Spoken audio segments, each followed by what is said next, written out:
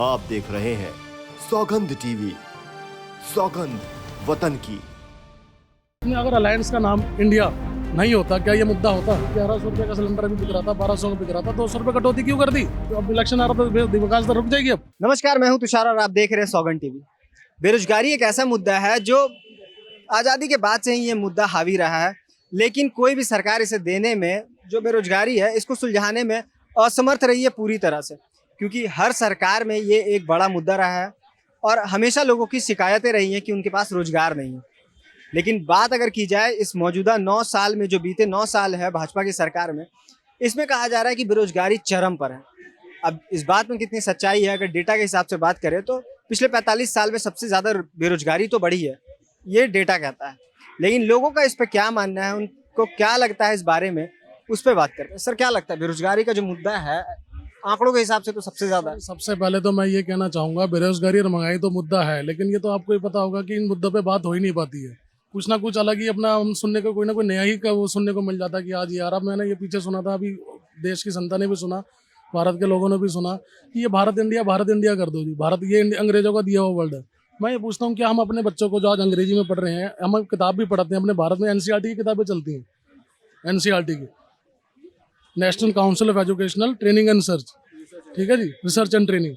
क्या उसको भी हम पढ़ाना बंद कर दें? क्या वो अंग्रेजों का वर्ड एनसीईआरटी? यार क्या बेतुकी बात होने लगी। जनता का सिर्फ माइंड डाइवर्ट करना है।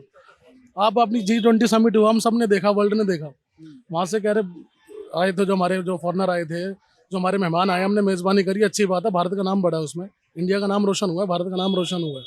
लेकिन ये कहते हैं कि अंग्रेजों का दिया हुआ वर्ल्ड इंडिया। अरे भाई, वो जो आए थे कोई बल्लभगढ़ से आए थे क्या? वो तो अंग्रेजी थे यार, फॉरनर ही थे ना। हम अतिथि देवो का भव कहते हैं ना, तो आज ये मुद्दा उठा दिया जी, वो तो अंग्रेजों का दिया हुआ वर्ल्ड है। तो क्या हम अपने बच्चों को अंग्रेजी पढ़ाना छोड़ दें? स्कूलों में बंद कर दो उनको। वो अंग्रेजी किसकी देन है? आज हम पेट्रोल डीजल कहते हैं। क्रिकेट का मैच होता है जी, आज क्रिकेट का मैच है, कल फाइनल मैच है इंडिया श्रीलंका का।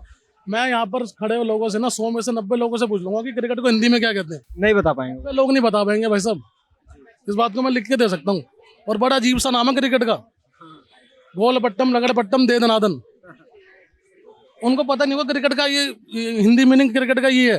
लेकिन जो सरकार है, सरकार का ये कहना है कि इंडिया नाम जो है वो गुलामी का प्रतीक है, इसीलिए वो भारत नाम की बात करते हैं। मैं एक आपसे बात पूछना चाहता हूँ, आपके चैनल के माध्यम से देश की जनता से सवाल पूछना चाहता हूँ।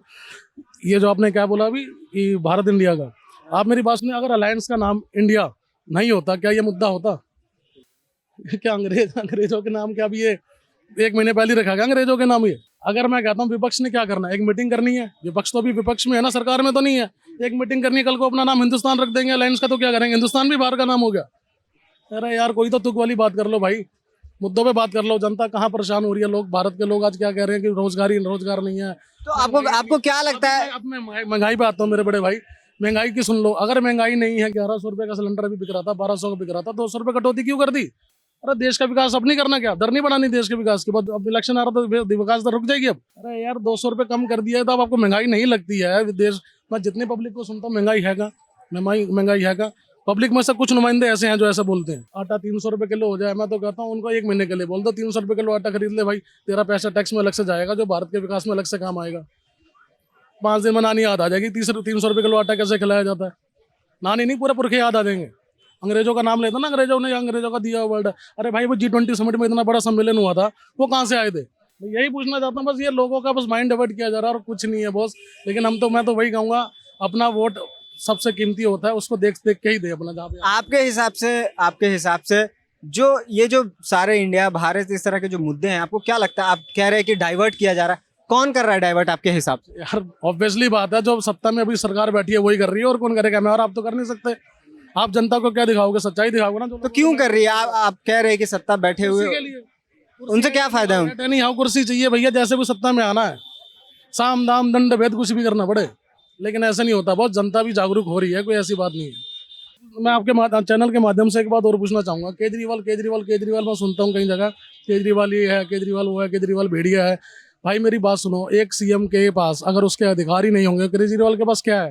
अभी शिक्षा और स्वास्थ्य, आप पूरी दिल्ली में कहीं भी जाके वो कर लो कि शिक्षा और स्वास्थ्य में काम हुआ है कि नहीं हुआ।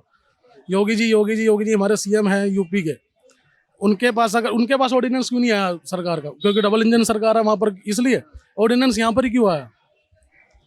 अरे जब सुप्रीम कोर्ट का फैसला आ गया ट्रांसफरिंग पोस्टिंग का अधिकार 2 करोड़ जनता दिल्ली के ये इसलिए आया क्यों, मैं नहीं, आप जो सवाल कर रहे हैं मैं आपको बता दूं, ये इसलिए आया क्योंकि ये जो है नेशनल टेरिटरी है, नेशनल कैपिटल रीजन है, इस वजह से बहुत सारे अधिकार हैं जो यहाँ की जो सरकार है, जो राज्य की सरकार, उसको नहीं दी जा सकती है, इस वजह से वो ये हक मिला। को अगर दिल्ली में बीजेपी आ जाती है तो क्या वो अधिकार एलजी के पास ही रहेंगे जब कैपिटल टेरिटरी हट जाएगी?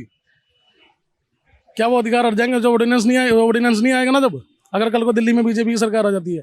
अभी इनका भ्रष्टाचार का पता लगा, 15 साल से बीजेपी उसमें थी एमसीडी में, तो अगर ये इतने ही काम अच्छे करे होते तो एमसीडी 15 साल बाद क्यों चेंज होती है? इंडिया गठबंधन जो बन रही है, आपको क्या लगता है इस तरह के जो जमीनी मुद्दे हैं, चाहे वो बेरोजगारी का हो या महंगाई का हो, महिला सुरक्षा हो, इस तरीके के मुद्दे पे कितनी उम्मीदें हैं आपको इस गठबंधन से, क्योंकि विपक्ष में अभी वही है?